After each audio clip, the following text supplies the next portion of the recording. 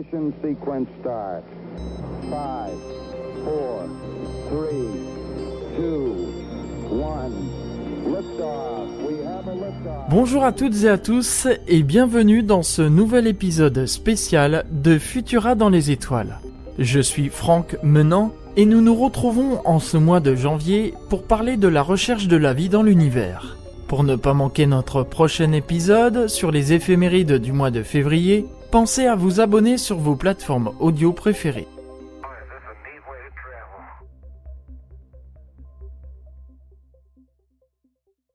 Il nous est tous arrivé, en nous promenant sous un ciel étoilé et en contemplant l'immensité du cosmos, de se demander si nous étions les seuls êtres vivants dans l'univers. Depuis les origines de l'astronomie, l'être humain se pose cette question sans réponse à ce jour. Il y a des siècles de cela, les hommes pensaient que la Lune était habitée. Certains pensaient même que la lumière que nous renvoie la Lune était causée par des habitants à la surface de notre satellite. À chaque découverte d'une planète dans le système solaire, les humains se l'imaginaient peuplée d'extraterrestres. Ces rêves ont alimenté les théories les plus folles, jusqu'à dire que des êtres d'une autre planète se seraient posés sur Terre. Grâce à la conquête spatiale et aux sondes lancées dans l'espace, nous avons pu étudier les planètes du système solaire et constater que la banlieue terrestre semblait manifestement dénuée de vie. Pour découvrir une éventuelle trace d'existence extraterrestre, il aurait fallu chercher au-delà de notre système solaire, affirmaient alors les astronomes. En 1995, deux astronomes découvrent la première exoplanète, c'est-à-dire une planète située en dehors du système solaire. Et plus d'un quart de siècle plus tard, nous en sommes à plus de 5000 exoplanètes découvertes. Or, qui dit planète, dit que celles-ci peuvent potentiellement être habitées. Mais attention, la vie, telle qu'on la connaît, a besoin de conditions bien particulières pour s'épanouir. Pour qu'une planète soit habitable, il faut que celle-ci se trouve près d'une étoile pour recevoir sa chaleur et sa lumière, mais l'équilibre à trouver est ténu. Trop proche, il y ferait trop chaud, comme sur la brûlante Mercure. Trop loin, et les températures glaciales empêcheraient l'eau de circuler à l'état liquide. Il faut également que l'exoplanète soit une planète tellurique et non pas gazeuse.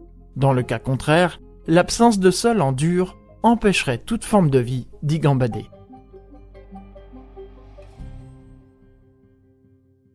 Sauf que le vivant ne ressemble pas forcément à ce que l'on imagine. À la fin des années 1960, des scientifiques découvrent les extrémophiles. Ces formes de vie se développent en milieu hostile, là où toute forme de vie semblerait normalement impossible. Par exemple, les riffias, qui sont des vers géants vivant près des cheminées volcaniques sous-marines, se nourrissent du soufre provenant de ces cheminées. Cette découverte remet en question la façon dont nous recherchions la vie dans l'univers. Alors que les astronomes avaient délaissé la banlieue terrestre pour aller mener leur exploration autour d'autres étoiles, l'existence d'extrémophiles démontre que des organismes vivants pourraient potentiellement exister au sein même de notre système solaire. Il n'est pas impossible, par exemple, que l'eau qui jadis coulait sur la planète Mars se soit retirée sous forme liquide dans les profondeurs de la planète et que des organismes vivants y nagent à notre insu. De même qu'Europe, une des nombreuses lunes de Jupiter, recouverte de glace, pourrait abriter sous sa surface un océan liquide. Si les astronomes continuent donc de chercher aux confins de l'univers, ils ne négligent plus notre banlieue terrestre. Si on a tendance à rechercher des êtres proches de l'humain, il ne faut pas oublier que la vie peut être infiniment petite, à l'instar des microbes. Même si certains phénomènes se produisant sur Terre sont parfois inexpliqués, à ce jour, nous n'avons eu aucune manifestation ou contact avéré avec une civilisation extraterrestre. Cependant, en 1959, fut lancé le programme SETI, qui regroupe des projets scientifiques essentiellement américains, dont l'objectif est de détecter la présence de civilisations extraterrestres avancées présentes dans d'autres systèmes solaires. Car selon certains scientifiques, l'humain ne serait pas la forme de vie la plus intelligente. Il est bien possible que des civilisations soient beaucoup plus avancées que la nôtre.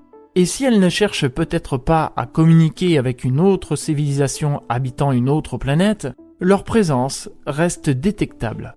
Tout comme la nôtre, émet délibérément ou non de nombreux signaux dans l'espace, ondes radio, télévision, satellites. Dans une conférence donnée par le journaliste scientifique Alain Sirou, et à laquelle j'ai assisté, celui-ci déclarait que nous cherchions à prouver que nous ne sommes pas seuls dans l'univers. Or, il faudrait prendre le problème dans le sens inverse. Quand on voit l'immensité du cosmos, dont on ne connaît que seulement 10%, comment la vie aurait-elle pu se développer uniquement sur notre planète ? Selon certains astronomes, les instruments que nous utilisons pour la recherche de vie dans l'univers ne sont pas encore assez puissants. Mais quand on voit le bond technologique accompli en seulement quelques décennies, il n'est pas impossible que dans les prochaines années, nous fassions une découverte majeure. Tous les regards se tournent alors vers le télescope spatial James Webb, dont les découvertes s'annoncent très prometteuses. C'est tout pour cet épisode. Merci d'avoir écouté Futura dans les étoiles. Si vous ne nous suivez pas encore, je vous invite à nous retrouver sur vos applications de podcast préférées et à vous abonner à nos productions. Vous pouvez aussi vous abonner à la newsletter podcast hebdomadaire de Futura grâce au lien en description. Quant à moi, je vous retrouve le 1er février pour une sélection d'événements à observer dans le ciel durant le mois prochain. À bientôt!